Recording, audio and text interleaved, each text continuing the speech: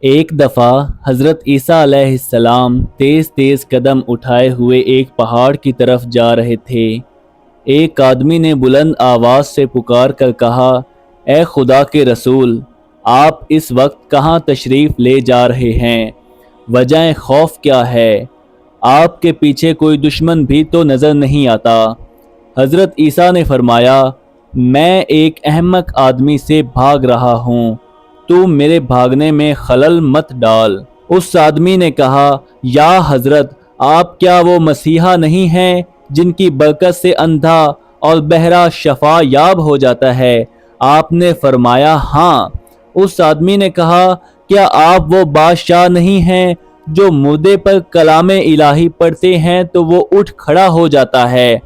آپ علیہ السلام نے فرمایا، ہاں۔ اس آدمی نے کہا، کیا آپ وہ ہی نہیں کہ مٹی کے پرندے بنا کر ان پر دم کر دیں تو وہ اسی وقت ہوا میں اڑنے لگتے ہیں؟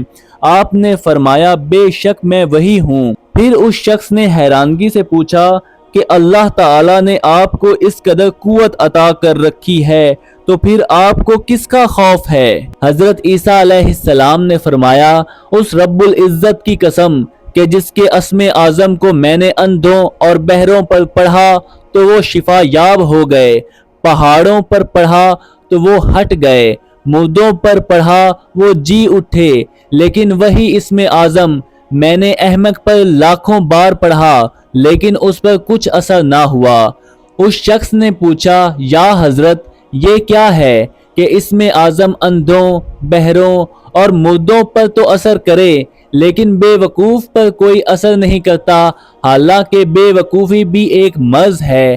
حضرت عیسیٰ علیہ السلام نے جواب دیا، بے وقوفی کی بیماری خدائی قہر ہے۔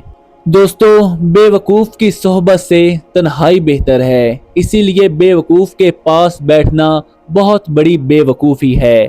اللہ تعالی ہمیں بے وقوفوں کی بے وقوفی سے دور رکھے، آمین۔ ویڈیو اچھی لگی تو لائک کیجیے گا، چینل کو سبسکرائب کیجیے گا اور کامنٹ میں اپنی رائے کا اظہار ضرور کیجیے گا۔ اللہ حافظ۔